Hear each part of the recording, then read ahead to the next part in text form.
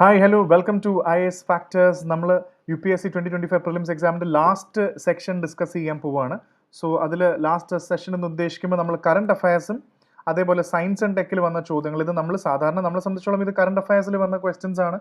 അപ്പോൾ ഈ science and tech എന്ന് പറയുമ്പോഴും കൂടുതൽ ചോദ്യങ്ങളും റാൻഡമായിട്ട് ഇത് തന്നെയാണ് വന്നിരിക്കുന്നത്. നമ്മളൊരു കറണ്ട് അഫയർ മിനിമം രീതി തന്നെയാണ് വന്നിരിക്കുന്നത്. കൂടുതൽ നോക്കിക്കഴിഞ്ഞാൽ സയൻസ് ആൻഡ് ടെക് കൂടുതലും ഇലക്ട്രിക് വെഹിക്കിൾസ്, അതേപോലെ തന്നെ യൂഷ്വൽ ആയിട്ടുള്ള EV ആണെങ്കിൽ, അതേപോലെ അല്ലെങ്കിൽ ഡിഫൻസ് എന്ന് കുറച്ച് ക്വസ്റ്റ്യൻസ് ഉണ്ട്. പിന്നെ ബയോടെക്നോളജി റിലേറ്റഡ് ആയിട്ടുള്ള കുറച്ച് ഏരിയാസ് ഉണ്ട്. സോ ഇത് സോൾവബിൾ ആയിരുന്നു എന്ന രീതിയിൽ നമുക്കൊന്ന് ചെക്ക് ചെയ്ത് നോക്കാം. വളരെ ക്വിക്കായിട്ട് തന്നെ നമുക്കതൊന്ന് ചെക്ക് ചെയ്ത് നോക്കാം എന്നല്ലേ. Okay, so let's move on to the next important content. നമുക്ക് ഫസ്റ്റ് ക്വസ്റ്റ്യൻ തന്നെ സ്റ്റാർട്ട് ചെയ്യാം. സോ അതിൽ തന്നെ വളരെ കൃത്യമായിട്ടുണ്ട്. Which of the following are considered as alternative powertrain vehicles? അപ്പോൾ ഈ alternative powertrain vehicles എന്താണെന്ന് അറിയാതെ നമുക്ക് ഈ ക്വസ്റ്റ്യൻ ചെയ്യാൻ പാടായിരിക്കും. സോ നോർമൽ രീതിയിൽ നമ്മുടെ ഇന്റേണൽ കമ്പഷൻ അല്ലാത്ത നോർമൽ രീതിയിൽ നമുക്ക് വർക്ക് ചെയ്യുന്ന, അപ്പോൾ എന്താണ് നമുക്ക് നോർമൽ രീതിയിൽ വർക്ക് ചെയ്യാത്ത സിസ്റ്റം എന്ന് പറയുമ്പോൾ നമ്മൾ ഉദ്ദേശിക്കുന്നത് എന്താണെന്ന് വെച്ച് കഴിഞ്ഞാൽ ഇതിൽ വളരെ കൃത്യമായിട്ട് നോക്കാൻ പറ്റും. Which use propulsion system other than the traditional gasoline or diesel engines. Diesel എഞ്ചിൻസും അല്ലാത്തത് ഉപയോഗിക്കുന്ന ഇതാണ്. ഒബ്വിയസ്ലി ഇതാണ് ഏറ്റവും ഇമ്പോർട്ടൻറ്റ്, എനർജി എഫിഷ്യൻസി ഒക്കെ ഉള്ള സംഭവമായിരിക്കും. അപ്പോൾ ട്രഡീഷണൽ അല്ലാത്തത് എന്നുള്ളതാണ് ഇവിടെ ഏറ്റവും കൂടുതൽ നമുക്ക് മനസ്സിലാക്കേണ്ട പ്രധാനപ്പെട്ട കാര്യം എന്ന് പറയുന്നത്. സോ അതാണ് ഇവിടെ ഏറ്റവും ഇമ്പോർട്ടൻ്റ് ആയിട്ട് നമ്മൾ മനസ്സിലാക്കേണ്ടത്. സോ അങ്ങനെയാണെങ്കിൽ നമ്മൾ ഏതാണ് ഉത്തരം എന്ന് നോക്കുമ്പോൾ നമുക്ക് ഇതിനകത്ത് നിന്ന് കാണാൻ പറ്റും. മൂന്നും ഇതിനകത്ത് കൃത്യമായിട്ട് ഉത്തരം നമുക്ക് കാണാൻ പറ്റും. ഫുൾ ബാറ്ററി EV ഉണ്ട്, ഹൈഡ്രജൻ ഫ്യൂവൽസ് വെഹിക്കിൾസ് ഉണ്ട്, അതേപോലെ തന്നെ ഫ്യൂവൽസ് ഇലക്ട്രിക് ഹൈബ്രിഡ് വെഹിക്കിൾസ്. ഈ പറയുന്ന എല്ലാ സ്റ്റേറ്റ്മെന്റ്സും കറക്റ്റ് ആണ്. കാരണം ഇതെല്ലാം EV ഓൾട്ടർനേറ്റീവ് പവർ ട്രെയിൻ എന്ന് പറയുമ്പോൾ ഇത് only if you know the concept this sounds easy. Science and ടെക്നോളജിയിൽ ഇത്തരം കാര്യങ്ങൾ അറിയില്ല. അത് ഒക്കെ വാർത്തകൾ, ഇപ്പോൾ EV എന്ന് പറയുന്നത് കഴിഞ്ഞ കുറേ കാലമായിട്ട് ഇപ്പോഴത്തെ ട്രെൻഡിങ് വാർത്ത തന്നെയാണ്. മേ ബി ചിലപ്പോൾ ഒരു 10-15 വർഷം കഴിയുമ്പോൾ ക്വസ്റ്റ്യൻ പേപ്പറൊക്കെ കാണുമ്പോൾ നമുക്ക് ചിരി വരും. പണ്ടത്തെ UPSC ക്വസ്റ്റ്യൻ പേപ്പർ കാണുന്ന പോലെ കമ്പ്യൂട്ടറിനെ കുറിച്ചിട്ടും കമ്പ്യൂട്ടറിന്റെ പാർട്സ് ഒക്കെ ഒരു അത്ഭുതം പോലെ ചോദിച്ചൊരു കാലഘട്ടം ഉണ്ടായിരുന്നു. അപ്പോൾ EVയും അതേപോലെ ഒരു എമർജിങ് ട്രെൻഡിലാണ്. Definitely may be in the years to come അത് ഒരു തമാശയായിട്ട് വേണമെങ്കിൽ നമുക്ക് ചിലപ്പോൾ കുറച്ച് കഴിയുമ്പോൾ ഒക്കെ തോന്നുമായിരിക്കും. Okay, so moving on to the next important question. ഇതും വളരെ വളരെ എക്സ്പെക്റ്റഡ് ക്വസ്റ്റ്യൻ തന്നെയാണ്. കാരണം അൺമാൻഡ് ഏരിയൽ വെഹിക്കിൾസ് എന്ന് പറയുന്നത് UAV എപ്പോഴും ന്യൂസിലാണ്, പ്രത്യേകിച്ച് ഡിഫൻസ് റിലേറ്റഡ് ആണെങ്കിലും ഈ വാർത്ത എപ്പോഴും വന്നുകൊണ്ടിരിക്കുകയാണ്.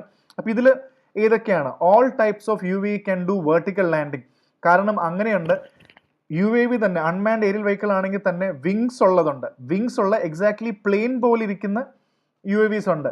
അപ്പോൾ അതിന് വെർട്ടിക്കൽ ലാൻഡിങ് എന്ന് പറയുന്നത് VTOL എന്നുള്ള കോൺസെപ്റ്റ് നിങ്ങൾ കേട്ടിട്ടുണ്ടാവും. It's called vertical landing, vertical take off and vertical landing. Vertical take off and vertical landing ഇങ്ങനെ പറന്ന് ഇങ്ങനെ പോകാൻ പറ്റുന്ന രീതിയിൽ. പക്ഷെ വിങ്സ് ഉള്ളതാണെങ്കിൽ റൺവേ വേണം അതിന് ലാൻഡ് ചെയ്യണ്ടേ.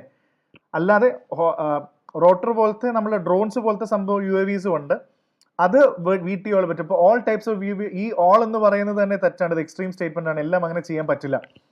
All types of UAV can do automated hovering. അങ്ങനെ ഓട്ടോമേറ്റ് ചെയ്ത് ഹവർ ചെയ്യണമെങ്കിലും അതും സാധ്യമല്ല. All types of UAV can use battery only as a source of power supply. ഈ only എന്ന് പറയുന്ന എക്സ്ട്രീം സ്റ്റേറ്റ്മെന്റ് അല്ലേ. ബാറ്ററി മാത്രമല്ലാതെ പറക്കുന്നതും ഉണ്ടാവില്ല. അപ്പോൾ അതുകൊണ്ട് ഓൺലി ആസ് ബാറ്ററി എന്ന് പറയുന്നതും ഈ എക്സ്ട്രീം സ്റ്റേറ്റ്മെന്റ് ആണ്. സോ നമുക്കിതിനകത്തുനിന്ന് ഉത്തരം കണ്ടെത്തുമ്പോൾ ഡെഫിനറ്റ്ലി വി ഷുഡ് ബി നമുക്കിതിന് ഓപ്ഷൻസ് നോക്കുമ്പോൾ എല്ലാം ഇൻകറക്റ്റ് ആണ്. രണ്ടാമത്തതും അങ്ങനെയൊന്നും അല്ല. They require continuous forward movements. അങ്ങനെ ഹോവർ ചെയ്തുകൊണ്ടിരിക്കാൻ പറ്റില്ല. പിന്നെ ഏറ്റവും ഇമ്പോർട്ടൻ്റ് എന്ന് പറഞ്ഞാൽ gasoline engines, hybrid system, solar power മാത്രമല്ല, not all UAVs rely on battery. അപ്പോൾ ഓപ്ഷൻ എന്ന് പറയുന്നത് നൺ ആണ്. ഇതെല്ലാം തെറ്റായ സ്റ്റേറ്റ്മെന്റ്സ് ആണെന്ന് നമുക്ക് മനസ്സിലായി. അടുത്ത ഇമ്പോർട്ടൻറ്റ് ക്വസ്റ്റ്യൻ നമുക്ക് നോക്കാം. കണ്ടോ, പിന്നെയും ഇലക്ട്രിക് വെഹിക്കിൾസും ബാറ്ററിയും തന്നെയാണ്. Cobalt, graphite, lithium, nickel. How many of the usually make up cathodes? അപ്പോൾ കുറച്ച് സ്പെസിഫിക് ആയിപ്പോയി. നോൺ സയൻസ് ബാക്ക്ഗ്രൗണ്ടിൽ നിന്ന് വരുന്ന ഹിസ്റ്ററി, ജോഗ്രഫി, എക്കണോമിക്സും പൊളിറ്റിക്കൽ സയൻസ് ഒക്കെ പഠിച്ച ആൾക്കാരെ സംബന്ധിച്ചോളം ഇത്തരം കാര്യങ്ങൾ, ഈ ആനോഡ്, കാത്തോഡ്, ഇലക്ട്രോൺ ഒക്കെ കാണുമ്പോൾ ചിലപ്പോൾ നിങ്ങൾ സയൻസ് ബാക്ക്ഗ്രൗണ്ട് അല്ലെങ്കിൽ ചിലപ്പോൾ ഒരു ഡിഫിക്കൽട്ടി വരാം. So definitely if you know ഇതിൽ ഏതാണെന്ന് നോക്കിക്കഴിഞ്ഞാൽ cobalt definitely, lithium, nickel, graphite എന്തായാലും ഇതിനു വേണ്ടി ഉപയോഗിക്കുന്നില്ല എന്നുള്ളൊരു കോൺസെപ്റ്റ് നമ്മൾ നോക്കി മാർക്ക് ചെയ്യുകയാണെങ്കിൽ, സോ ഗ്രാഫൈറ്റ് ഇതിനകത്തില്ല എന്ന് അസ്യൂം ചെയ്ത് പോവുകയാണെങ്കിൽ, സോ കൊബാൾട്ട് നോർമൽ കാത്തോഡ് ആണ്. ലിഥിയം കൊബാൾട്ട് ഓക്സൈഡ് LCO എന്ന് പറയുന്നത്. അതേപോലെ തന്നെ graphite is not used as a cathode. in the anode of a lithium battery. It stores lithium ions during the charging. So graphite വരുന്നില്ല. Lithium obviously is the most popular and nickelum use ചെയ്യുന്നുണ്ട്. അപ്പോൾ definitely answer എന്ന് പറയുന്നത് നമ്മുടെ answer ഇതിനകത്ത് വരുന്നത് നമുക്കിത് എല്ലാം ഗ്രാഫൈറ്റ് ഒഴിച്ച് ബാക്കിയെല്ലാം കറക്റ്റാണ്. സോ നോക്കിക്കഴിയുകയാണെങ്കിൽ ഗ്രാഫൈറ്റ് ഒഴികെ ഓൺലി 3 കൊബാൾട്ട് കറക്റ്റാണ്, ഗ്രാഫൈറ്റ് തെറ്റാണ്, ലിഥിയം കറക്റ്റാണ്, നിക്കൽ കറക്റ്റാണ്. സോ ഡെഫിനറ്റ്ലി നമുക്ക് ഇതിനകത്ത് നിന്ന് വരുന്നത് ബാക്കിയെല്ലാം കറക്റ്റ്ലി ഗ്രാഫൈറ്റ് ഒഴികെ ബാക്കിയെല്ലാം കറക്റ്റാണ്. So the answer would be only 3, cobalt, lithium, nickel 3 ആണ് കറക്റ്റ്. അപ്പോൾ ഓൺലി 3 എന്ന് പറയുന്ന സ്റ്റേറ്റ്മെന്റ് നമുക്ക് അവിടെ മാർക്ക് ചെയ്യാവുന്നതാണ്. Okay, so moving on to the next question.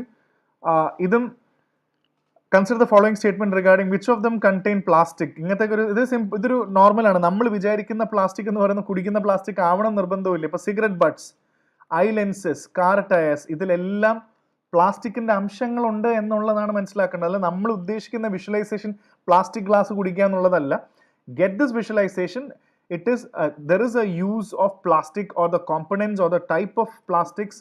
ഉറപ്പായിട്ടും ഇതിനകത്ത് പല ലെവലിൽ അതുണ്ട് എന്നുള്ളതാണ് നമ്മൾ മനസ്സിലാക്കേണ്ടത്. So get that idea. Cigarette filters are made of cellulose acetate. It's a type of plastic. So it is a type of plastic. So one second, it is a type of plastic. അതേപോലെ തന്നെ നോക്കുകയാണെങ്കിൽ most eyeglasses lenses are made from polycarbonate or CR39 which are plastic polymers. അപ്പോൾ അതും ഒരു സത്യമാണ്. നമ്മൾ ഉദ്ദേശിച്ചത് പ്ലാസ്റ്റിക്കിന്റെ വേറെ. Car tires are made from synthetic rubber which includes plastic-based polymers. അപ്പോൾ സ്റ്റെറീൻ, ബ്യൂട്ടഡൈൻ, റബ്ബർ ഒക്കെ ഉപയോഗിക്കുന്നത് ഇതെല്ലാം പ്ലാസ്റ്റിക് ആണ്. അപ്പോൾ അതിന്റെ ചോദ്യം എന്ന് പറയുന്നത് പ്ലാസ്റ്റിക് ഉണ്ടോ എന്ന് ചോദിച്ചാൽ എല്ലാത്തിലും പ്ലാസ്റ്റിക്കിന്റെ അംശങ്ങളുണ്ട്. So obviously that statement is right. All 3 are correct. And moving on, ഇതിനകത്തൊരു കീ ക്യാച്ച് ഉണ്ട്. കോൾ ഗ്യാസിഫിക്കേഷൻ ടെക്നോളജി എന്താണ്? അപ്പോൾ basically you need to have an idea എന്താണ് ഈ കോൾ ഗ്യാസിഫിക്കേഷൻ എന്ന് ചോദിച്ചു കഴിഞ്ഞാൽ, coal gasification is a process that converts coal into gas instead of burning. ഇത് സയൻസ് ആൻഡ് ടെക്നോളജി മാത്രമല്ല, എൻവയോൺമെന്റിലൊക്കെ നമ്മൾ ഉറപ്പായിട്ടും കണ്ടിട്ടുള്ള ഒരു സ്റ്റേറ്റ്മെന്റ് ആണ്. എക്സ്പെക്റ്റഡ് ആണ്. കോൾ ഗ്യാസിഫിക്കേഷൻ ഒരു PYQ കൂടെ ആണ്. മുന്നേ ചോദിച്ചിട്ടുണ്ട് ഇവർ. They have asked this question previously also. Coal gasification എന്ന് പറയുമ്പോൾ ഇത് കത്തിക്കാതെ, അപ്പോൾ heating coal in the controlled environment with oxygen, steam or air breaking down mixture of gases called syngas. അപ്പോൾ ഇത് ഡെഫിനറ്റ്ലി ഇതാണ് ഇതിന്റെ ഡെഫിനിഷൻ എന്ന് പറയുന്ന രീതി. സോ നമുക്കിതിനകത്ത് കോൾ ഗ്യാസിഫിക്കേഷനിൽ ഏതൊക്കെ how many the production can be used? Ethanol, nitroglycerine ഉണ്ട്, urea ഉണ്ട്. അപ്പോൾ ഇതെന്തായാലും ഇത് ഭയങ്കര എക്സ്പ്ലോസീവ് സാധനമല്ല. അത് നമുക്ക് ഒരുവിധം ബേസിക് ഐഡിയ ഉണ്ടെങ്കിൽ you know that this is very explosive. അപ്പോൾ ഈ explosive content ethanol and urea can come, but nitroglycerine എന്ന് പറയുന്നത് അതൊരു എക്സ്പ്ലോസീവ് ഇതും കൂടെ ആയതുകൊണ്ട് ദ ചാൻസസ് ആർ നോ.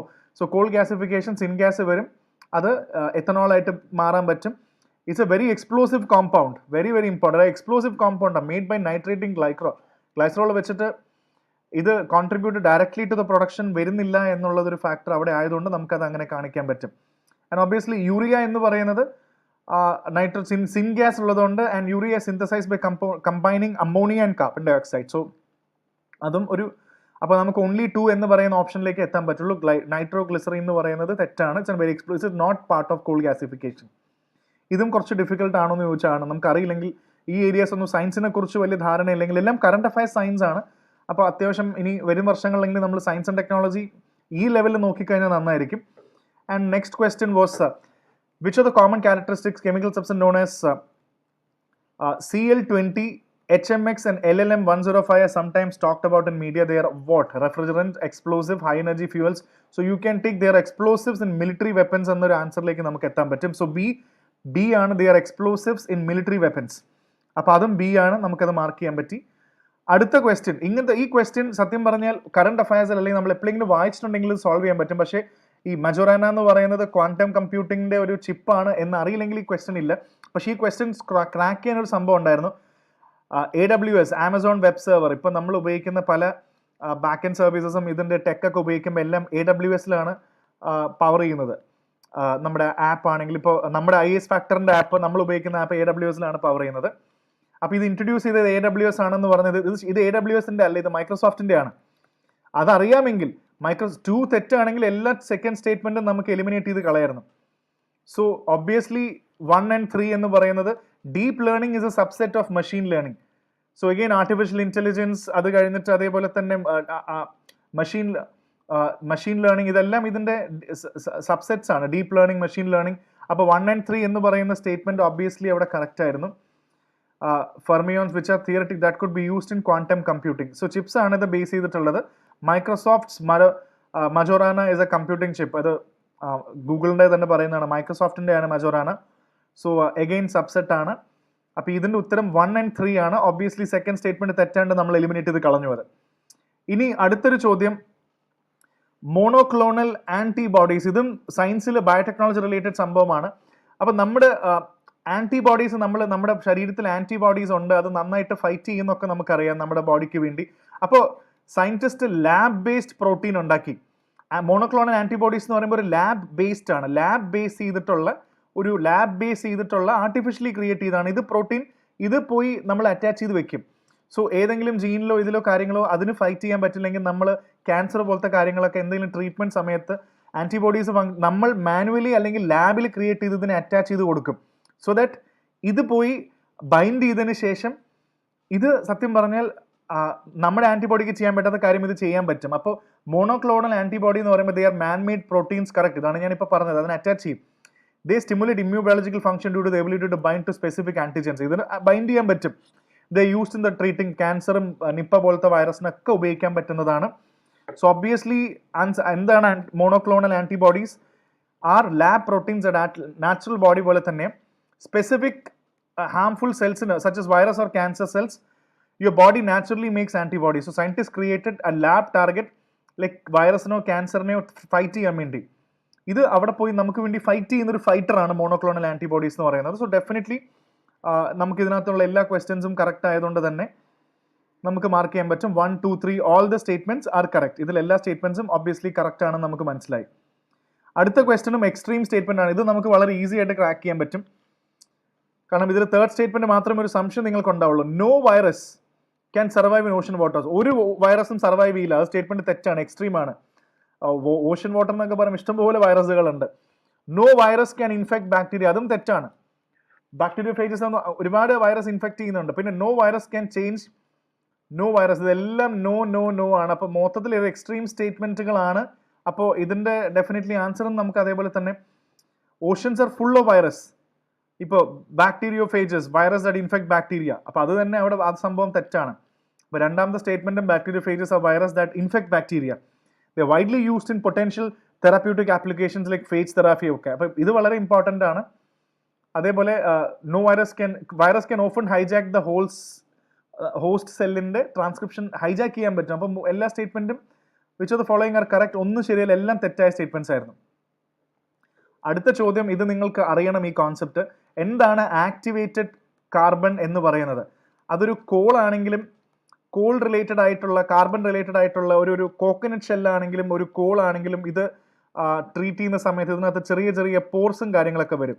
ഇത് സത്യം പറഞ്ഞാൽ എയർ ഫിൽട്ടർ ആയിട്ട് ഉപയോഗിക്കാൻ പറ്റും. എന്തിനെങ്കിലും ഫിൽട്ടർ ചെയ്യാൻ വേണ്ടി ഉപയോഗിക്കുന്നതാണ് ആക്ടിവേറ്റഡ് കാർബൺ എന്ന് പറയുന്നത്. അതാണ് ആക്ടിവേറ്റഡ് കാർബൺ. സോ ഇത് പല ഫിൽറ്ററിംഗ് പ്രോസസ്സിൽ ഉപയോഗിക്കുന്ന ഒരു സംഭവമാണ്. അപ്പോൾ is a good and attractive tool to remove pollutants from effluent streams and reduce contaminated. Correct ആണ്. Activated large surface area and strong potential to absorb heavy metals. ഇത് എന്തായാലും ഫിൽറ്റർ പോലെ വർക്ക് ചെയ്യുന്നതാണ്. Can be easily synthesized from environmental waste with high carbon content. അതുകൊണ്ടാണ് ഞാൻ coconut shell എന്ന് വരെ പറഞ്ഞത്.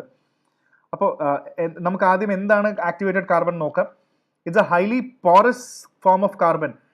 ട്രാപ്പ് എന്ന വാക്ക് വളരെ ഇമ്പോർട്ടൻ്റ് ആണ് ഇംപ്യൂരിറ്റീസിനെ. It's made by heating carbon rich materials, coconut shells, coal to treat tiny pores. ഇത് കെമിക്കൽസിനെയും ഗ്യാസസിനെയൊക്കെ പ്യൂരിഫൈ ചെയ്യും. Water filter, air filter, medical treatment, industrial പ്രോസസ്സിലൊക്കെ നന്നായി ഉപയോഗിക്കുന്ന ഒരു സംഭവമാണ് ആക്ടിവേറ്റഡ് കാർബൺ എന്ന് പറയുന്നത്. സോ കറക്റ്റ് ആണ്. 3 സ്റ്റേറ്റ്മെന്റ്സും കറക്റ്റ് ആണ്. സർഫസ് ഏരിയയും കൂടുതൽ തന്നെയാണ്. അപ്പോൾ 3 സ്റ്റേറ്റ്മെന്റ്സ് പറയുമ്പോൾ both statement 2 and 3 are correct. Both of them are explanations of 1. Correct ആണത്. അടുത്തതും എക്സ്പെക്റ്റഡ് ക്വസ്റ്റ്യൻ തന്നെയാണ്. GAGAN uses a system of ground stations to provide necessary augmentation. ഇത് ഈ ക്വസ്റ്റ്യനും വളരെ ഈസിലി തന്നെ നമുക്ക് ഫസ്റ്റും സെക്കൻഡും അറിയില്ലെങ്കിൽ തന്നെ വളരെ ഈസിലി സോൾവ് ചെയ്യാൻ പറ്റുമായിരുന്നു. കാരണം ഒരു ചെറിയ എലിമിനേഷൻ നടത്താം. It will provide benefits only in aviation but no other modes of. അതെന്താ, ഏവിയേഷന് മാത്രമേ ഉപകാരമുള്ളൂ, വേറെ ഒന്നിനും ഉപകാരമില്ല എന്ന് പറയുന്ന സ്റ്റേറ്റ്മെന്റ് തെറ്റാണ്. എക്സ്ട്രീം സ്റ്റേറ്റ്മെന്റ് ആണ്. അപ്പോൾ നമുക്ക് 3 കട്ട് ചെയ്യാം. 3 ഉള്ളതെല്ലാം കട്ട് ചെയ്യുമ്പോൾ 50-50 ആക്കി, 1 only 1 and 2. അപ്പോൾ ഇത് രണ്ടും ഉണ്ടോ എന്നുള്ളത് നോക്കുമ്പോൾ അവിടെ നമ്മൾ it is design to provide additional accuracy and integrity. It will allow more uniform and high quality air traffic manage system. Obviously will go with both the statement are correct. 1ഉം 2ഉം കറക്റ്റ് ആയിട്ടുള്ള statement തന്നെയാണ്. അപ്പോൾ അതിന് നമുക്ക് രണ്ടും എടുക്കുന്ന സമയത്ത് ഇതിൽ മാത്രമല്ല റെയിൽവേയിലൊക്കെ ഉണ്ട് കേട്ടോ. Road transport, marine navigation, agriculture, disaster മാനേജ്മെന്റിലൊക്കെ ഈ ഗഗന്റെ ഉപയോഗമുണ്ട്. അപ്പോൾ will go with 1 and 2. Third statement തെറ്റാണ്. 1 and 2 എന്നുള്ളത് കറക്റ്റ് ഉത്തരമാണ്. ഗസ് ചെയ്യായിരുന്നു. പിന്നെ ഇതും വളരെ എക്സ്പെക്റ്റഡ് ക്വസ്റ്റൻ ആണ്. കറണ്ട് അഫയേഴ്സിൽ റെയർ എർത്ത് മിനറൽസിനെ കുറിച്ച്, എലിമെന്റ്സിനെ കുറിച്ച് ഒരുപാട് ക്വസ്റ്റ്യൻസ് ഉണ്ട്. Some rare earth elements are used in the manufacture of flat television screen and computer. ഇതെല്ലാം കൂടുതൽ ഇലക്ട്രോണിക്സ് ഇൻഡസ്ട്രി ആയിട്ടുള്ളത് നമുക്കറിയാം. ഗസ് കറക്റ്റ് ആണ്. സം എല്ലാം എന്നല്ല, സം എന്നുള്ള വാക്കാണ്. Some rare elements have phosphorescent properties. നല്ല ലൈറ്റ് എമിറ്റിംഗ് എന്നാണ് ഉദ്ദേശിക്കുന്നത്. ഇത് രണ്ട് സ്റ്റേറ്റ്മെന്റും ശരിയാണ്. അപ്പോൾ ഒബ്വിയസ്ലി രണ്ട് സ്റ്റേറ്റ്മെന്റും കറക്റ്റ് ആണ്. രണ്ട് സ്റ്റേറ്റ്മെന്റും കറക്റ്റ് ആയതുകൊണ്ട് തന്നെ നമുക്ക് both 1 and 2, statement 1 and statement 2 are correct and explain ചെയ്യുന്നുണ്ട് 1നെ എന്ന് പറയാൻ പറ്റും നമുക്ക്. And moving on to the next important question. ഇതും ഒരു ഗെസ്സബിൾ ക്വസ്റ്റൻ ആയിരുന്നു, നമ്മളൊന്ന് ആലോചിച്ചാൽ. പക്ഷേ പ്രശ്നം എന്താണെന്ന് വെച്ചാൽ ആ 2 മണിക്കൂർ നമ്മൾ ചെയ്യുമ്പോൾ നമ്മുടെ 1 മിനിറ്റ് 1.5 മിനിറ്റ് നമ്മുടെ തലയിൽ കൂടെ ഒരുപാട് കാര്യങ്ങൾ പോകുമ്പോൾ നമുക്ക് ടെൻഷനായി പോകും. ഇനി നമുക്ക് ഇതും കറണ്ട് അഫയേഴ്സിൽ നമ്മുടെ ക്ലാസ്സിൽ തന്നെ നമ്മൾ ഡിസ്കസ് ചെയ്ത ക്ലാസ് റൂമിന്റെ ക്വസ്റ്റ്യൻ തന്നെയാണ്. കവചിനെ കുറിച്ച് നമ്മൾ ഓൾറെഡി ഡിസ്കസ് ചെയ്തതാണ്. ഇനി ഈ ക്വസ്റ്റ്യൻസ് നമുക്ക് എലിമിനേറ്റ് ചെയ്യാൻ ബാക്കി കാര്യങ്ങൾ അറിയില്ലെങ്കിൽ പോലും ഇതിൽ ചോദ്യം ഏതാണ് ശരി എന്നുള്ളതല്ല, ആർ നോട്ട് ഏതൊക്കെയാണ് തെറ്റെന്നാണ്. അപ്പോൾ ആദ്യം ക്വസ്റ്റ്യൻ പേപ്പറിൽ നമ്മൾ മാർക്ക് ചെയ്യണം. അങ്ങനെ നമുക്ക് എലിമിനേറ്റ് ചെയ്യാൻ പറ്റത്തുള്ളൂ. ഈ പ്ലാൻ ബൈ 2028 എന്ന് പറയുന്നതല്ല, ഇത് 2030 വരുന്നത്. അപ്പോൾ ഡെഫിനറ്റ്ലി ഇത് കവചിന്റെ ഫസ്റ്റ് 2030 ആകുമ്പോഴാണ് ഇത് വരുന്നത്. അപ്പോൾ ഈ സ്റ്റേറ്റ്മെന്റ് തെറ്റാണ്. 1 തെറ്റാണ്. Kavach is an automatic train protection developed in collaboration with Germany. ഇന്ത്യക്കാർ തന്നെയാണ് നമ്മൾ ഉണ്ടാക്കിയത്. ജർമ്മനി ഇത് കണ്ട് ഇൻട്രസ്റ്റഡ് ആവുകയാണ് ചെയ്തത്. സോ അതുകൊണ്ട് ഇത് രണ്ടും തെറ്റി. Kavach system consist of RFID tags. ഇതിന്റെ ക്ലാസ് റൂമിൽ നമ്മൾ ഇതിന്റെ കംപ്ലീറ്റ് സിസ്റ്റം, ഇതിന്റെ ട്രെയിനകത്ത് എങ്ങനെയാണ് കവച് വെക്കുന്നത്, ഇതിന്റെ കംപ്ലീറ്റ് വിഷ്വൽ വീഡിയോ വരെ നമ്മൾ ചെയ്തിട്ടുണ്ട്. നമ്മുടെ ക്ലാസ് നോട്ട്സിൽ അതിപ്പോഴും കിടപ്പുണ്ട്, അതിന്റെ ക്ലാസിന്റെ കറണ്ട് അഫയേഴ്സ് ക്ലാസിന്റെ സ്ലൈഡ്സിൽ. അപ്പോൾ ഈ സ്റ്റേറ്റ്മെന്റ് ശരിയാണ്. അപ്പോൾ എത്ര എണ്ണം തെറ്റിയെന്ന് ചോദിച്ചു കഴിഞ്ഞാൽ 1 and 2 എന്ന് പറയുന്ന രീതിയിൽ ഓൺലി 1 and 2 തെറ്റാണ്. നമുക്കത് തെറ്റാണെന്ന് കാണാൻ പറ്റും. സോ ഇതിനകത്ത് വരുന്നത്, കവചിനകത്ത് വരുന്നത് 2030 ആണ്. ഡിമാൻഡ് 3050 വെച്ച്, കപ്പാസിറ്റി 2030 വെച്ചിട്ടാണ് നമ്മൾ കൂട്ടുന്നത്. So not in Germany, RFID ഉണ്ട്. 1 and 2 എന്ന് പറഞ്ഞ ഉത്തരത്തിലേക്ക് നമുക്ക് എത്താം. And moving on, which of dum supports micro gravity research? ഈ സ്പേസ് ആയിട്ട് ബന്ധപ്പെട്ട സ്പേസ് മിഷൻ എന്ന് പറയുമ്പോൾ തന്നെ മോസ്റ്റ് ഓഫൺ മൈക്രോ ഗ്രാവിറ്റി ആയിട്ട് ഡീൽ ചെയ്യും. അതൊരു കോമൺ ലോജിക്കാണ്. അപ്പോൾ നമുക്കിത് അറിയാമെന്നുള്ളതാണ്. സ്പേസ് ഡെക്സും ഗഗൻയാനും ആക്സിയോം ഒക്കെ ഇതിന്റെ പാർട്ടാണ്. സോ അതുകൊണ്ട് തന്നെ എല്ലാ മൈക്രോ ഗ്രാവിറ്റി, സ്പേസ് ആയിട്ട് ബന്ധപ്പെട്ട മൈക്രോ ഗ്രാവിറ്റി ആയിട്ട് തന്നെ ബന്ധപ്പെട്ടതാണ് എല്ലാം, ഓൾ 3. ഇതൊക്കെ അറിയില്ലെങ്കിൽ നമ്മളൊന്ന് ആലോചിക്കാം. മൈക്രോ ഗ്രാവിറ്റി എന്നൊക്കെ പറയുമ്പോൾ സ്പേസിലൊക്കെ ആയിട്ട് മൈക്രോ ഗ്രാവിറ്റി അതായിരിക്കും ഡെഫിനറ്റ്ലി. അടുത്ത ചോദ്യം ഇതും കറണ്ട് അഫയേഴ്സിൽ ഉള്ളത് തന്നെയാണ്. ഇത് നമുക്ക് അറിയണം. ഡോർണിയർ ഇതിൽ ഏതൊക്കെയാണെന്നാണ്. ഇതിന് നമുക്ക് നോക്കുമ്പോൾ ഗ്ലോബ് മാസ്റ്റർ മിലിറ്ററി എയർക്രാഫ്റ്റ് ആണ്. ഡോർണിയർ ഒരു മാരിടൈം റിലേറ്റഡ് ആണ്. പക്ഷേ IL-76 സൂപ്പർസോണിക് കോമ്പാറ്റ് അല്ല. This is not a supersonic compact. നമ്മൾ ക്യാരി ചെയ്യാൻ വേണ്ടി ഉപയോഗിക്കുന്നതാണ്. അപ്പോൾ അത് തെറ്റാണ്. അപ്പോൾ ഇത് കണ്ടോ, അത് നേവിയുടെയും കോസ്റ്റ് ഗാർഡിന്റെ തന്നെയാണ്. പക്ഷേ Ilyushin IL-76 is a heavy military transport aircraft, not a supersonic combat aircraft. Indian cargo ട്രാൻസ്പോർട്ടിനും ട്രൂപ്പ് ഡിപ്ലോയ്മെന്റിനും എയർബോൺ റീഫ്യൂലിംഗിനും വേണ്ടി ഉപയോഗിക്കുന്നതാണ് IL-76. അത് ഇതല്ല. ഗ്ലോബ് മാസ്റ്റർ ഡെഫിനറ്റ്ലി സ്ട്രാറ്റജിക് എയർലിഫ്റ്റിന് യൂസ് ചെയ്യുന്നതാണ്. Long heavy range. ഇത് എനിക്കിപ്പോൾ ഓർമ്മയുണ്ട്, ഹിന്ദുവിൻ്റെ ഒരു സൺഡേ ആർട്ടിക്കിളിൽ FAQയിൽ വന്നൊരു സംഭവം തന്നെ ഗ്ലോബ് മാസ്റ്ററിനെ കുറിച്ചിട്ടും ഇതിനെക്കുറിച്ച് ഒരുപാട് ഇതുണ്ടായിരുന്നു. അപ്പോൾ ഇതിനെക്കുറിച്ച് ജസ്റ്റ് മനസ്സിലാക്കി വെച്ചാൽ മതിയായിരുന്നു. സോ ഓൺലി 2 എന്ന ഓപ്ഷനിലേക്ക് പോകും. 1 തെറ്റാണ്. Okay, and moving on to the next question. ഈ question, India has join mineral security partnership. ഈ ചോദ്യം മനസ്സിലാക്കണം. പക്ഷേ ഇതൊന്നും എനിക്കറിയില്ല. ദ പാർലമെന്റ് ഇൻ 2003 അമെൻഡ് ചെയ്തു, ഇതിനെക്കുറിച്ചും എനിക്കറിയില്ല. പക്ഷേ എനിക്ക് ഒരു statement, India is A resource rich country in all the 30 critical minerals that is identified എന്ന് പറയുമ്പോൾ ഇതൊരു എക്സ്ട്രീം പൊട്ട സ്റ്റേറ്റ്മെന്റ് ആണെന്ന് എനിക്കറിയാം. കാരണം നമ്മൾ ഇപ്പോഴും പല ക്രിട്ടിക്കൽ മിനറൽസും ഇമ്പോർട്ട് ചെയ്യുകയാണ്. India is dependent on imports. അപ്പോൾ ഇത് എല്ലാം എടുക്കുന്നു എന്ന് പറയുന്നത് തെറ്റാണ്. അപ്പോൾ ഈ സ്റ്റേറ്റ്മെന്റ് തെറ്റാണ്. ബാക്കിയുള്ളത് നമുക്ക് അറിയണം. പക്ഷേ ഈ ചോദ്യം ഞാൻ മനസ്സിലാക്കുന്ന UPSC മനസ്സിലാക്കിയത് നിങ്ങൾക്ക് ഈ രണ്ടാമത്തെ സ്റ്റേറ്റ്മെന്റ് എക്സ്ട്രീം ആണോ എന്ന് ചിന്തിക്കാൻ പറ്റുന്നുണ്ടോ എന്നാണ്. അപ്പോൾ രണ്ടുള്ളതെല്ലാം ഞാൻ കട്ട് ചെയ്ത് കളയാണ്. ഒബ്വിയസ്ലി എൻ്റെ ആൻസർ 1 and 3 ആണ്. കാരണം എനിക്കിത് അറിഞ്ഞാലും ഇല്ലെങ്കിലും സെക്കൻഡ് സ്റ്റേറ്റ്മെന്റ് അല്ല എന്ന് എനിക്കറിയാം. ഇങ്ങനെ എത്ര ലോജിക്കൽ ക്വസ്റ്റ്യൻസ് നമ്മൾ പലപ്പോഴും ടെൻഷനിലാണ് നമുക്കത് പോകുന്നത്. സോ അത് നമുക്ക് കിട്ടണം. സോ ഇന്ത്യ ശരിക്കും മെമ്പറാണ്, 2023 ജോയിൻ ചെയ്തിട്ടുണ്ട്. ഇന്ത്യ ഇപ്പോഴും ഇമ്പോർട്ട് ചെയ്യാൻ ലിഥിയം കൊബാൾട്ട് നിക്കലൊക്കെ റെയർ എർത്തൊക്കെ ലാർജ്ലി ഇമ്പോർട്ടഡ് ആണ്. സോ അത് ഭയങ്കര തെറ്റാണ് ആ സ്റ്റേറ്റ്മെന്റ്. പിന്നെ മറ്റേ എമൻഡും എക്സ്ക്ലൂസീവ് ഓപ്ഷൻ കൊടുക്കാനുള്ള അമെൻഡ് ചെയ്തിട്ടുണ്ട്. ഇനി അത് അറിഞ്ഞില്ലെങ്കിൽ പോലും എൻ്റെ ആൻസർ 1 and 3 ആണ്. എല്ലാം എലിമിനേറ്റ് ചെയ്ത് കട്ട് ചെയ്ത് കളഞ്ഞു. UPSC ഈ ചോദ്യത്തിൽ ഒരു ക്ലൂ, എല്ലാ ചോദ്യങ്ങളിലും ക്ലൂ ഇരിപ്പുണ്ട്. അത് കണ്ടുപിടിക്കണം എന്ന് വിശ്വസിക്കുന്നതാണ് UPSC പ്രിപ്പറേഷൻ. അപ്പോൾ ഇതിൽ അത് കണ്ടുപിടിക്കാൻ അറിയായിരുന്നു എന്നുള്ളതാണ് ചോദ്യം. പിന്നെ ഇത് കുറച്ച് ടഫ് ക്വസ്റ്റ്യൻ ആണ്. ഇത് ചെയ്യണമെങ്കിൽ എളുപ്പമല്ല. കാരണം നാറ്റോ ന്യൂസിലുണ്ട്, നമ്മൾ നാറ്റോ ഒക്കെ പഠിക്കുമെങ്കിൽ നാറ്റോയിൽ എത്ര മെമ്പേഴ്സ് ഉണ്ട്? ഒരുപാട് മെമ്പേഴ്സ് ഉണ്ട്. ഈ മെമ്പേഴ്സ് എല്ലാം ഇതിനകത്ത് നമുക്ക് ഓർത്ത് വെക്കാനൊന്നും ഒരിക്കലും പറ്റില്ല. ASEAനും ചില രാജ്യങ്ങൾ, ഇപ്പോൾ ഷാങ്കായ് കോർപ്പറേഷനോ അല്ലെങ്കിൽ ചെറിയ എന്തെങ്കിലുമൊക്കെ സംഭവങ്ങൾ ഓർത്ത് വെക്കാമെങ്കിലും ഇത് നേറ്റോ എല്ലാം ഓർത്ത് വെക്കാൻ പറ്റുമെന്നില്ല. ഇതെല്ലാം ഒരേപോലെ തന്നെയുണ്ട്. അപ്പോൾ ഇതിൽ ഇല്ലാത്ത രാജ്യങ്ങൾ എന്ന് പറയുമ്പോൾ ഇത് വേറെ ഒന്നും നിവൃത്തിയില്ല. ഓസ്ട്രിയ, ഇത് ഗൂഗിൾ ചെയ്ത് നോക്കിയാലേ കാര്യമുള്ളൂ. ഓസ്ട്രിയയും സെർബിയയും ഇതിൻ്റെ മെമ്പർ അല്ല എന്നുള്ളത് ഗൂഗിൾ ചെയ്ത് നോക്കിയാലേ മനസ്സിലാവുള്ളൂ. അല്ലാതെ നമുക്കിതെങ്ങനെ only 4 Bulgaria, Croatia, Sweden, North Macedonia 4 എണ്ണം ഉണ്ട്. അപ്പോൾ അതുകൊണ്ട് തന്നെ I would say this is a very tough question. Normally ഇത് ഉത്തരം കൊടുക്കാൻ പറ്റില്ല. ഓസ്ട്രിയയും സെർബിയയും മെമ്പർ അല്ല എന്നുള്ളതാണ്, ബാക്കിയെല്ലാം മെമ്പർ ആണ്. ഇങ്ങനെയൊന്നും നമുക്ക് പഠിക്കാൻ പറ്റില്ല. ഇത് കറണ്ട് അഫയർ ക്വസ്റ്റ്യൻ ആണ്. ടെർമറിക് ബോർഡ് എന്ന് പറയുന്ന ഒരു സംഭവം വാർത്തയിലുണ്ടായിരുന്നു. India is the largest producer obviously and exporter. Correct ആണ്. More than 30 varieties of turmeric ഉണ്ട്. അത്രയും ടെർമറിക് ഉണ്ട്. Maharashtra, Telangana, Karnataka are major producing. ഇതെല്ലാം സ്റ്റഡി ആയിട്ടുള്ള സ്റ്റേറ്റ്മെന്റ്സ് ആണ്. സോ ടെർമറിക് ബോർഡൊക്കെ വന്നപ്പോൾ ഇത് കറണ്ട് അഫയേഴ്സിൽ ഇമ്പോർട്ടൻ്റ് ആയതുകൊണ്ട് എല്ലാം ഇമ്പോർട്ടൻ്റ് ആയിരുന്നു. അഗൈൻ രാഷ്ട്രീയ ഗോകുൽ മിഷൻ, ഇതും നിങ്ങൾ അറിയുമെങ്കിൽ വായിച്ചിട്ടുണ്ടെങ്കിൽ മാത്രമേ പറ്റുള്ളൂ. ഗെസ് എന്ന് പറഞ്ഞാൽ it is important for the upliftment rural poor as majority of low producing indigenous animals of it small. ഇതും കറക്റ്റ് സ്റ്റേറ്റ്മെന്റ് ആണ്. It was initiated to promote indigenous cattle and buffalo creating. ഈ സ്കീം നോക്കിക്കഴിഞ്ഞാൽ അങ്ങനെയാണ്. രണ്ടും ശരിയായിട്ടുള്ള സ്റ്റേറ്റ്മെന്റ്സ് ആണ്. പക്ഷേ നോർമൽ രീതിയിൽ നമ്മൾ വായിച്ച് മനസ്സിലാക്കാൻ ചാൻസ് കുറവാണ് രാഷ്ട്രീയ ഗോകുൽ മിഷൻ. അപ്പോൾ നമ്മുടെ പെട്ടെന്നുള്ള വായനയിൽ നമ്മൾ വിട്ട് കാണും. പക്ഷേ പത്രം ഡെയിലി വായിക്കുന്നതുകൊണ്ടുള്ള ഗുണങ്ങൾ ഒരുപാടുണ്ട്. ചില സംഭവങ്ങളൊക്കെ വരുന്നുണ്ട്. അപ്പോൾ അത് നമ്മളിങ്ങനെ റാൻഡംലി കമ്പിലേഷൻസും മാഗസീൻസൊക്കെ ഡിപ്പെൻഡ് ചെയ്യുന്നതുകൊണ്ടാണ് നമുക്ക് ചില കാര്യങ്ങൾ ഡെയിലി വരുന്ന മിസ്സായി പോകുന്നത്. So both the statements are correct. BIMSTEC, ഇത് എക്സ്പെക്റ്റഡ് ക്വസ്റ്റ്യൻ ആയിരുന്നു. ഇത് അത്യാവശ്യം കറക്റ്റ് ആക്കാനും പറ്റും. ബിംസ്റ്റെക് എന്ന് പറയുന്നത് 7 മെമ്പർ സ്റ്റേറ്റ് ആണ്. നിങ്ങൾക്ക് ഏതൊക്കെ രാജ്യങ്ങളുണ്ടെന്ന് നിങ്ങൾക്ക് നോക്കുമ്പോൾ തന്നെ ഏതൊക്കെ രാജ്യങ്ങളുണ്ട് എന്ന് നമുക്ക് കാൽക്കുലേറ്റ് ചെയ്യാൻ തന്നെ പറ്റും. സോ സ്റ്റേറ്റ്മെന്റ് 1 തന്നെ കറക്റ്റ് ആണ്. ബിംസ്റ്റെക് എന്ന് പറയുന്നത് Bangladesh, India, Myanmar, Sri Lanka, Thailand and Bhutan. So 1, 2, 3, 4, 5, 6, 7 Bangladesh, India, Myanmar, Sri Lanka, Thailand, Nepal, Bhutan ആണ് ഇതിലെ മെമ്പേഴ്സ് എന്ന് പറയുന്നത്. അപ്പോൾ obviously statement 1 is correct statement. പിന്നെ it came in to existence with signing of Dhaka declaration. തെറ്റാണ്. ബാങ്കോക്ക് ഡിക്ലറേഷൻ ആണ്. വളരെ ഇമ്പോർട്ടൻ്റ് ആണ്. പക്ഷേ ഇത് തെറ്റാണ്. അപ്പോൾ 2 ഉള്ളതെല്ലാം നമുക്ക് കട്ട് ചെയ്ത് കളയാം. അപ്പോൾ നമുക്ക് 2 എണ്ണം പോയി. ഇനി 1 and 4 ആണോ 1 ഓൺലി ആണോ എന്ന് മാത്രമേ ഉള്ളൂ. ബാംഗ്ലാദേശ്, ഇന്ത്യ, ശ്രീലങ്ക ഇതെന്തായാലും സീനിലില്ല. ഇതറിയാമെങ്കിൽ സീനിലില്ല. ഇത് തെറ്റാണ്. എന്തായാലും ഇതും തെറ്റാണ്. കാരണം എന്താണെന്ന് വെച്ചാൽ ഈ ബാംഗ്ലാദേശ്, ഇന്ത്യ ബിസ്റ്റെക് എന്നാണ് അപ്പോൾ ആദ്യം നമ്മൾ ഇതിനെ വിളിക്കുന്നത്. Bangladesh, India, Sri Lanka, Nepal initially member അല്ലായിരുന്നു. അത് ബിംസ്റ്റെക് അറിയാമെങ്കിൽ അറിയാം. In BIMSTEC the sub sector of tourism is being led by India. ഇത് തെറ്റായ സ്റ്റേറ്റ്മെന്റ് ആണ്. കാരണം നേപ്പാളാണ് ഇത് ഹെഡ് ചെയ്യുന്നത്.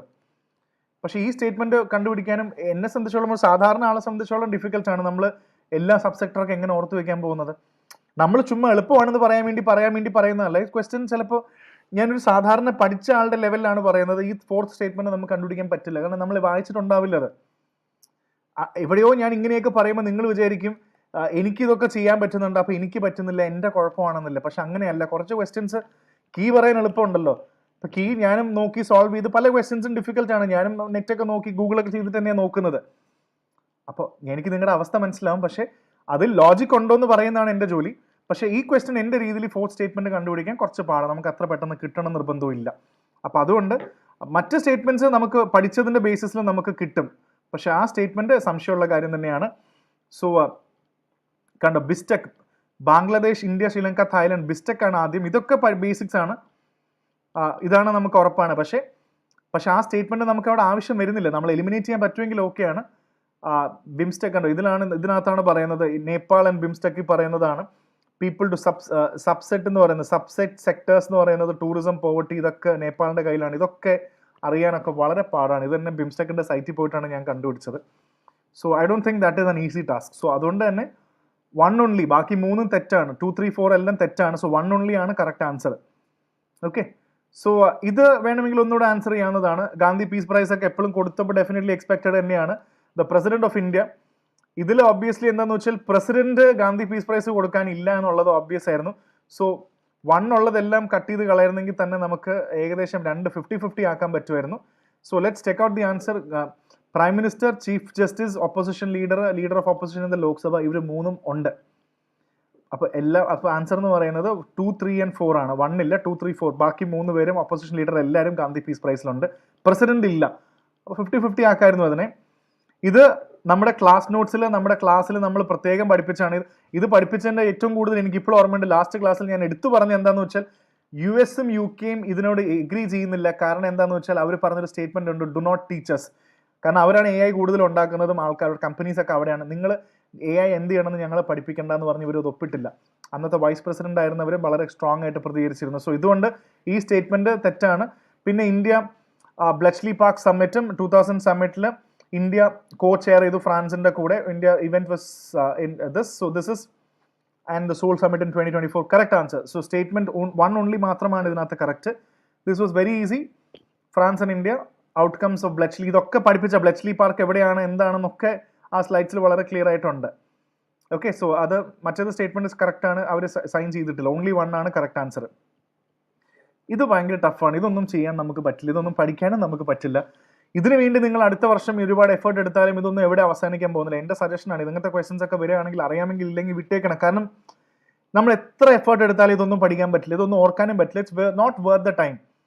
ഇതിലെല്ലാ സ്റ്റേറ്റ്മെന്റും ശരിയാണ്. അതുകൊണ്ടാണ് ഞാൻ പ്രത്യേകിച്ചത് ഇപ്പോൾ എല്ലാം നമുക്ക് ഓർത്ത് വയ്ക്കാൻ പറ്റില്ല. ഇതൊക്കെ കുറച്ച് വേഗ് ക്വസ്റ്റൻ ആയി ഇപ്പോൾ UPSCയുടെ, ചെയ്യാൻ വലിയ പാടാണ്. ഇത് സിമ്പിൾ, ഇത് സിമ്പിൾ ആണെന്ന് ചോദിച്ചാൽ ഇതിൽ എനിക്ക് ഒരു അഭിപ്രായമുണ്ട്. ബ്രിക്സ് സമ്മിറ്റ് വാസ് കസാൻ, ഇത് കറണ്ട് അഫയേഴ്സ് ആണ്. ഇന്തോനേഷ്യ ഫുൾ ടൈം മെമ്പർ ആയി എന്നുള്ളതും കറണ്ട് അഫയേഴ്സ് ആണ്. പക്ഷേ നമുക്ക് തേർഡ് സ്റ്റേറ്റ്മെന്റ് നമുക്ക് ഇതിനകത്തെന്ന് വെച്ചാൽ സ്റ്റേറ്റ്മെന്റ് ഓൾ 3 ആർ കറക്റ്റ് എന്ന് സംശയം വരുന്നില്ല. കാരണം എന്താണെന്ന് വെച്ചാൽ ഓൾ 3 സ്റ്റേറ്റ്മെന്റ് ഇല്ല. അപ്പൊ ഇതിൽ ഏതോ ഒരു, നമുക്കിത് 3ഉം ശരിയായിട്ട് തോന്നും, പക്ഷെ ഇതിൽ ഏതോ ഒരു സ്റ്റേറ്റ്മെന്റ് പ്രശ്നമാണ്. നമ്മൾ ഒന്നുകൂടെ ആലോചിക്കും.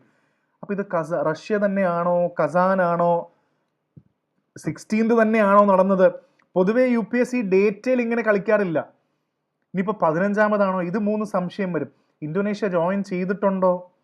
ഫുൾ മെമ്പർ എന്ന് പറയുന്നത് ഫുൾ മെമ്പർ ആണോ? ഇതൊക്കെയാണ് നമ്മൾ ആലോചിക്കുക. പക്ഷേ 2 സ്റ്റേറ്റ്മെന്റ് ശരിയാണ്. പക്ഷെ ഇതിൽ UPSC ചെയ്തത് വളരെ, ഇത് സാധാരണ നമ്മൾ അക്കാഡമിയിൽ ടെസ്റ്റ് സീരീസ് ഒക്കെ ഉണ്ടാക്കാൻ വേണ്ടിയാണ് ഇങ്ങനത്തെ ചോദ്യങ്ങൾ ഉണ്ടാക്കുന്നത്. പക്ഷേ UPSC പലപ്പോഴും അങ്ങനെ ചോദിക്കാറില്ല. ഇത് കറക്റ്റാണ്. 16th ബ്രിക്കിന്റെ സമ്മിറ്റ് എന്ന് പറയുന്നത് strengthening multi for just global development എന്നുള്ള സത്യമാണ്. പക്ഷേ മൾട്ടി കൾച്ചറലിസം എന്ന വാക്കല്ല. അവിടെയാണ് ഇതിന്റെ പ്രശ്നം കിടക്കുന്നത്. നമ്മളിത് മൾട്ടി കൾച്ചറലിസം എന്ന് വിചാരിച്ചതല്ല, മൾട്ടി ലാറ്ററലിസം എന്നാണ്. ഒന്ന് ആലോചിച്ച് നോക്കിയ എൻ്റെ അവസ്ഥ. അതുകൊണ്ട് തേർഡ് സ്റ്റേറ്റ്മെന്റ് തെറ്റാണ്. മൾട്ടി കൾച്ചറലിസം അല്ല, മൾട്ടി ലാറ്ററലിസം ആണെന്ന് പറയുന്നത്. അപ്പൊ അത്രയും ശ്രദ്ധയോടെ ഈ സ്റ്റേറ്റ്മെന്റ് നോക്കണമെന്ന് പറയുന്നത്. അവിടെ അതും നമ്മൾ പഠിച്ചു കഴിഞ്ഞാൽ പെട്ടെന്ന് മൾട്ടി കൾച്ചറലിസം എന്ന് വായിക്കില്ല, മൾട്ടി ലാറ്ററലിസം എന്നേ വായിക്കുള്ളൂ പെട്ടെന്ന് സ്പീഡിൽ. നമ്മൾ തെറ്റിദ്ധരിപ്പിക്കാൻ വേണ്ടി ചെയ്ത ക്വസ്റ്റൻ ആണിത്. അപ്പൊ അതുകൊണ്ട് 1 and 2 ആണ്. ഇതും ഇങ്ങനത്തെ ക്വസ്റ്റ്യൻ കണ്ടോ, സ്പോർട്സ് പൊതുവെ 2 ക്വസ്റ്റ്യൻ ചോദിക്കാറുണ്ട്. പക്ഷേ ഈ ക്വസ്റ്റ്യൻ ഒന്നും നമുക്ക് കിട്ടാൻ വളരെ പാടാണ്. കാരണം എനിക്കിത് കിട്ടുമെന്ന് തോന്നുന്നില്ല. നിങ്ങൾക്ക് എത്ര അറിയാമെങ്കിലും ഫസ്റ്റ് വേൾഡ് കപ്പ് കൊക്കോ ഡൽഹി നടന്നു എന്നൊക്കെ നിങ്ങൾക്ക് ഏകദേശം ഒരു ക്ലാരിറ്റി കിട്ടും. സോ 1 എല്ലാത്തിലും ഉണ്ട്. ഇത് മാത്രമേ നമുക്ക് 2 മാത്രമേ നമുക്ക് കട്ട് ചെയ്ത് കളയാൻ പറ്റുള്ളൂ. ഇത് കണ്ടോ, ഇന്ത്യ മെൻ ബീറ്റ് നേപ്പാൾ, സ്കോറാണ് 78-40 എന്ന സ്കോറും. Indian women beat Nepal with score of 54-36. ഈ സ്കോറാണ് ചോദിച്ചിരിക്കുന്നത്. അതൊക്കെ ഇച്ചിരി കടുത്തു പോലെ. പ്രശ്നം എന്താണെന്ന് വെച്ചാൽ ഇവർ സ്കോർ ഇന്റർചേഞ്ച് ചെയ്തു. ഇന്ത്യൻ മെന്ന് ബീറ്റ് ചെയ്ത് 54-36ഉം വിമൻ 78-40 എന്ന നമ്പർ അങ്ങോട്ടും ഇങ്ങോട്ടും തിരിച്ചിട്ടു. ഇതൊക്കെ നമുക്ക് ചെയ്യാൻ പറ്റില്ല. ഇതിനു വേണ്ടി നമ്മൾ അങ്ങനെ പഠിച്ചാലും ടൈം വേസ്റ്റ് ആണെന്നാണ് എൻ്റെ ഇത് പറയുന്നത്. നമ്മൾ എത്ര വിചാരിച്ചാലും ഇതൊന്നും പഠിക്കാനും പറ്റില്ല. അപ്പം അതുകൊണ്ട് I have no idea, because this is very tough. അതുകൊണ്ട് 1 ഓൺലി മാത്രമാണ് കറക്റ്റ് ഉത്തരം, മറ്റേതൊരു ഐഡിയ ഇല്ല. അടുത്തതും നിങ്ങൾ സ്പോർട്സിന്റെ പേരാണ്. നിങ്ങൾ എന്തായാലും ഗുക്കേഷിനെ കുറിച്ച് കേട്ടിട്ടുണ്ടാവും. became the world's youngest winner after defeating the Russian player. ഇത് ഹെഡ്ലൈൻ വാർത്തയെങ്കിലും നിങ്ങൾ കണ്ടിട്ടുണ്ടാവും. റഷ്യക്കാരനല്ല, ചൈനക്കാരനാണെന്നുള്ളതുകൊണ്ട് ഹെഡ്ലൈൻ കണ്ടിട്ടുണ്ടാവും. Abhimanyu Mishra, American chess play holds record for becoming the world's youngest grandmaster. അതിന്റെ കൂടെ വന്നിട്ടുണ്ടാവും, പക്ഷേ ഇതും അറിയണമെന്ന് നിർബന്ധമില്ല. അപ്പോൾ ഇത് തെറ്റാണ്. ഒബ്വിയസ്ലി ഇത് ശരി ഉത്തരവാണ്. അപ്പോൾ 2 ഓൺലി ആണ് ആൻസർ എന്ന് പറയുന്നത്. ഇതും നിങ്ങൾ ശ്രദ്ധിക്കാൻ ചാൻസ് ഇല്ല, അതുകൊണ്ട് 2 ഓൺലി ആണ്. അപ്പോൾ അത് പറ്റില്ലെങ്കിൽ വിടാന്നുള്ളതേ ഉള്ളൂ. പിന്നെ അടുത്ത ചോദ്യം കണ്ടോ, ഇതിനകത്ത് തന്നെ നേച്ചർ റെസ്റ്റോറേഷൻ ലോ എന്ന് പറയുന്നൊരു ചോദ്യമുണ്ട്. അതിൽ കറണ്ട് അഫയേഴ്സ് തന്നെ കാണാം. നേച്ചർ ഇതിൽ തന്നെ വളരെ കൃത്യമായിട്ട് കൊടുത്തിട്ടുണ്ട്. ഹിന്ദുവിൽ വന്ന ആർട്ടിക്കിൾ തന്നെയാണ്. law enacted by European Union എന്നാണ് recently. All you need to know about the European Restoration Law എന്ന് പറയുന്നത്. So obviously the answer is European union. അത് ഒബ്വിയസ്ലി എക്സ്പ്ലനേഷൻ്റെ ആവശ്യമില്ല. ഇതും വളരെയധികം എക്സ്പെക്റ്റഡ് ക്വസ്റ്റൻ ആയിരുന്നു.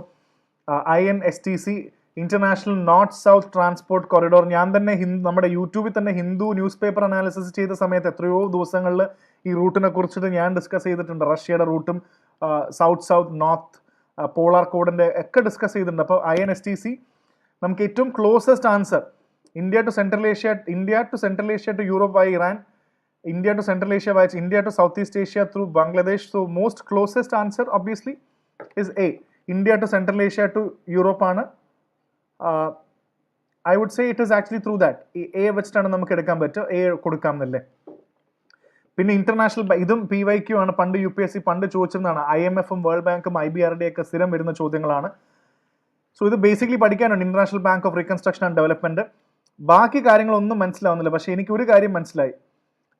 After it work single handedly to develop countries, it work single handedly to help developing countries reduce poverty. ഇതൊരു statement extreme അല്ല, ഈ സ്റ്റേറ്റ്മെന്റ് തെറ്റാ. Single handedly എന്ന് പറയുമ്പോൾ വേറെ ഒന്നും ചെയ്യുന്നില്ല. It work single handedly. ഇത് മാത്രമാണ് IBRD പോവർട്ടി മാറ്റുന്നത് മാത്രമാണ്. അപ്പോൾ second statement is an extreme statement. ഞാൻ 2 ഉള്ളതെല്ലാം കട്ട് ചെയ്ത് കളയും. So my answer obviously will be C. എനിക്ക് അറിയാമെങ്കിലും ഇല്ലെങ്കിലും ഞാൻ ഈ ക്വസ്റ്റൻ കട്ട് ചെയ്ത് കളയും. So obviously it provides loan and guarantees to middle income countries. Correct. It was establish to Europe rebuild the world war. നമ്മൾ ബ്രെട്ടൺ വുഡ്സ് എന്നൊക്കെ കേട്ടിട്ടില്ലേ? അത് നമ്മൾ ഇതിന്റെ ബേസിക് സിലബസിൽ തന്നെ നമ്മൾ പഠിക്കുന്നുണ്ട്. ഇത് ഇൻകറക്റ്റ് ആണ്. അതങ്ങനെ സിംഗിൾ ഹാൻഡഡ്ലി മാത്രമൊന്നും അല്ല. It works as A part. അത് വേറെയും പാർട്ട്നേഴ്സ് ഉണ്ട് ഇതിന്. Single handedly, it works as a part of World Bank Group along with institutions like IDA, International Development Association, IFC, MIGA. എല്ലാവരും കൂടെ ചേർന്നിട്ടാണ്. Phrase single handedly makes is completely wrong, factually wrong ആണത്.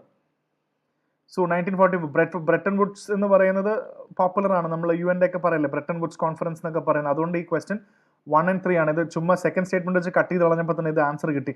UPSC നോക്കുന്നത് ആ statement തിരിച്ചറിയാനുള്ള ബുദ്ധി നിങ്ങൾക്കുണ്ടോ എന്നുള്ളതാണ്. Okay, ഇതും എല്ലാ സ്റ്റേറ്റ്മെന്റും തെറ്റാണ്. കാരണം എന്താണെന്ന് വെച്ചാൽ ഇതും നമുക്ക് ഇങ്ങനെ ഓരോ ബോർഡുകളും, ഇത് ഇന്ത്യ ഇയർ ബുക്കിലൊക്കെ സാധാരണ വരുന്നതാണ്. ഇത് എല്ലാ ബോർഡും കാണാതെ പഠിക്കാനൊന്നും പറ്റുമൊന്നുമില്ല. പക്ഷേ ഇതിൽ ഏതെങ്കിലും coir board, ministry of heavy industries, coir board heavy industries ആകുമോ എന്നൊരു ചോദ്യം നിങ്ങൾ ആലോചിക്കുക. National centre for trade information, national automotive board, minister. Confusion ആണ് സത്യം പറഞ്ഞാൽ. ഇതിനകത്തൊന്നും ശരിയല്ല, എല്ലാം തെറ്റായിട്ടാണ് മാർക്ക് ചെയ്തിരിക്കുന്നത്. എളുപ്പമുള്ളൊരു ചോദ്യമാണെന്ന് ചോദിച്ചാൽ അങ്ങനെ എളുപ്പമൊന്നുമല്ല. NAB എന്ന് പറയുന്നത് മിനിസ്റ്റർ ഓഫ് ഹെവി ഇൻഡസ്ട്രീസിലാണ്. ഓട്ടോമോട്ടീവ് എന്ന് പറയുമ്പോൾ ഹെവി ഇൻഡസ്ട്രീസ് ആണെന്നൊരു ഗെസ്. Coir board MSME. നമ്മൾ കൊയർ ബോർഡ് എന്ന് പറയുമ്പോൾ എപ്പോഴും ഒരു ഗ്രോയിങ് ഇൻഡസ്ട്രി അല്ലേ ഒരു. അപ്പോൾ അതിൻ്റെ ബേസിസിൽ National Centre for trade Information, ഇത് മിനിസ്റ്റർ ഓഫ് കൊമേഴ്സ് ആവണം എന്നൊരു ഇത് ഗെസ് ചെയ്യായിരുന്നു. നമുക്ക് കുറച്ചൊന്ന് ചിന്തിച്ചിരുന്നെങ്കിൽ, അതായത് ഇതിനകത്ത് ഏറ്റവും ഓട്ടോമോട്ടീവ് എന്ന് പറയുമ്പോൾ എന്തായാലും കൊമേഴ്സും MSME ആവാൻ ചാൻസ് ഇല്ല, ഹെവി ഇൻഡസ്ട്രീസ് ആയിരിക്കും എന്നിടാം. കൊയർ ബോർഡ് എന്ന് പറയുമ്പോൾ എന്തായാലും മിനിസ്ട്രി ഓഫ് കൊമേഴ്സിന്റെ താഴെ വരുമോ, അല്ലെങ്കിൽ ഇതൊന്ന് ആലോചിച്ച് ഗസ് ചെയ്താൽ ലോജിക്കലി എടുക്കായിരുന്നു എന്ന് മാത്രമേ പറയാൻ പറ്റുള്ളൂ. അപ്പൊ ഇത് അങ്ങനെ. ഇനി അടുത്തത്, ഇതും അത്ര എളുപ്പമൊന്നുമല്ല.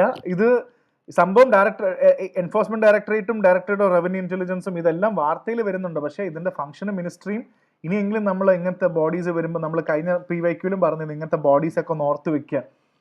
ഇപ്പം ഇതിന് നമുക്ക് ഏതാണെന്നുള്ളത് നമ്മൾ ഇത് കുറച്ച് നോക്കി തന്നെ പോകേണ്ടി വരും. സോ ഡെഫിനറ്റ്ലി ഇതിൽ ഫസ്റ്റ് സ്റ്റേറ്റ്മെന്റ് ഇതെന്ന് പറയുന്നത് തെറ്റാണ്. Because role of Enforcement Directorate mention ചെയ്തിരിക്കുന്നത് ഫ്യൂജിറ്റീവ് എക്കണോമിക് ഒഫൻഡർ ആണ്, ക്ലെയിംഡ് അണ്ടർ മിനിസ്ട്രി ഓഫ്.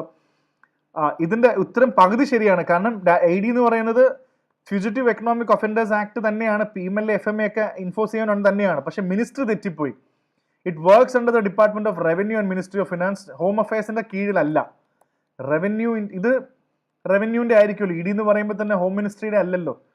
നമ്മൾ എപ്പോഴും ഹോം മിനിസ്ട്രി അല്ലല്ലോ, എപ്പോഴും ആലോചിച്ചാൽ മതി. അമിത് ഷാ അല്ലല്ലോ ഇത് കൈകാര്യം ചെയ്യുന്നത്. അപ്പോൾ റവന്യൂ ഫിനാൻസ് മിനിസ്ട്രിയുടെ കീഴിലാണ്. അപ്പോൾ ഫസ്റ്റ് സ്റ്റേറ്റ്മെന്റ് തെറ്റാണ്. മറ്റ് സ്റ്റേറ്റ്മെന്റ്സ് എല്ലാം കറക്റ്റ് ആണ്.